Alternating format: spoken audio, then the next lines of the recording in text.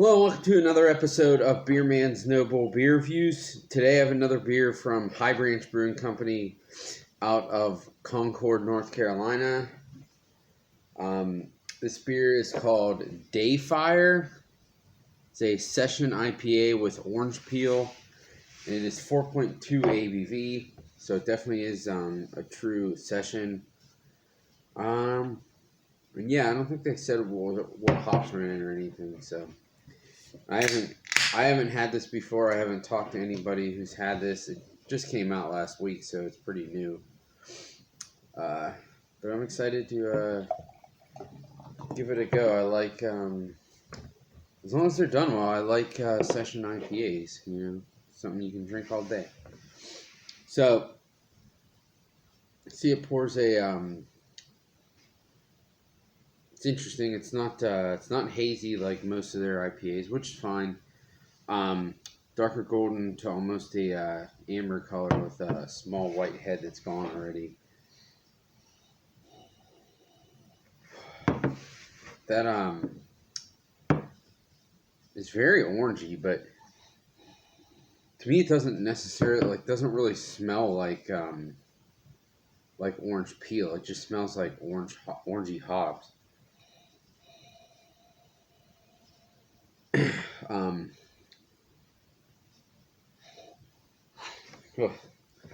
there's a little bit of like tropical passion fruit character to it as well. It may be like the very, very slightest hint of like diacetyl, but it's, if that is there, it's very small.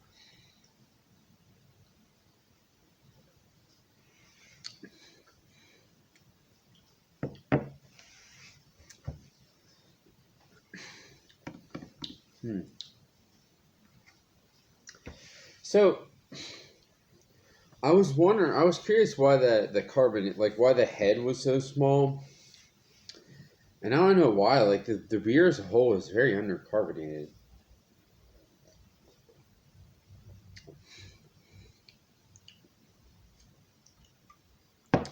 Which is pretty unfortunate because I think just flavor wise it's pretty good. Um,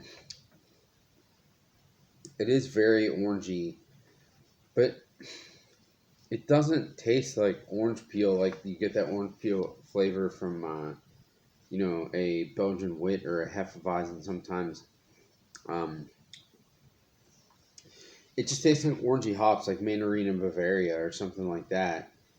And then really, really light malt bill. Um, that tiny bit of butter that I was picking up in the aroma. Excuse me. I think it is in the taste, but it's pretty minor. It's not blocking my enjoyment of it, and I know that I'm very sensitive to it, so I would say most people probably wouldn't even pick it up.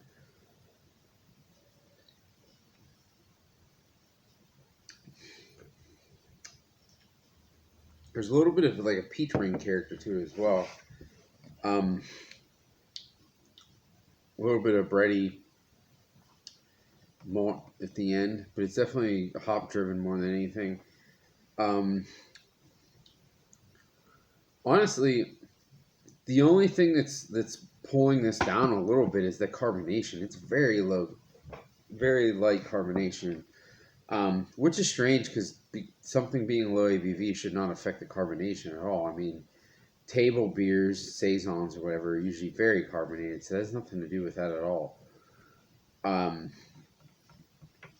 it's pretty simple, but I think that's I was expecting something simple from this, and so I will say too. I think the 4-pack I saw, this was $4 a can, but the 4-pack was $13, and that was at a bottle shop. So I don't even know what this cost at High Branch, but even assuming it was $13, same price or whatever. I know it's session IPA, it's lower ABV. I don't really care about that. I just care about the taste, but I think that's a really good price for this. It's an easy drinking, lighter alcohol, hoppy beer.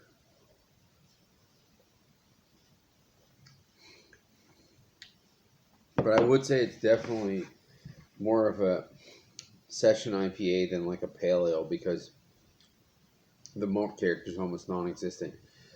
I think sometimes some people complain about session IPAs and they just say that it's hop water, which I don't disagree with that. I don't disagree that a lot of them come off that way, but I also don't think that's a bad thing. Like if you're gonna if you still want a ton of hop flavor, you don't want a lot of bitterness, um, and you want low alcohol. Like the only way to do that is to make like a pale ale, like a traditional pale ale that's balanced. And if you're stripping out some of that malt to the hop shine even more, then you're gonna get something that's basically hop water because there's not a lot of malt because there wasn't a lot of malt to begin with uh, for the fermentation because it's low ABV. Uh, so I've had ones that didn't taste like hop water, but a lot of them do. But to me, that's kind of like the point of the beer is to be just has to have good hop flavor, but to be super light and really not have anything else getting in the way. And I think they accomplished that with this. So I have to say that they did a good job. And I'll just go back again. The only negative to it is the carbonation, but that's not low, or that's not a big enough deal for me to say that I wouldn't buy this again. And I'm hoping maybe it's just this can, and not every can is this undercarbonated, because that's one thing that definitely can vary from can to can. Every once in a while, if it's not sitting on the thing right or whatever, that some oxygen gets in it. But I guess it wouldn't be oxygen getting in because then this would be like super buttery and darker and whatever. Um, so it's not that. I don't know. There could be something wrong with the CO2 gun or whatever they're using to purge it. Uh, but it's not a big enough deal for me to not want to buy this again. So on my scale of buy, drink, dump, I'm going to give this a buy. Um, it's $3 a can essentially. This is definitely worth it. It's a nice, tasty, lower ABV beer, and I would like to drink this on a nice hot day, which there's plenty of them in the summer down here, so it makes sense. Uh, but I think that's all I got in this one. Please like, comment, subscribe. Let me know what you think, and I look forward to doing the next one. Thanks.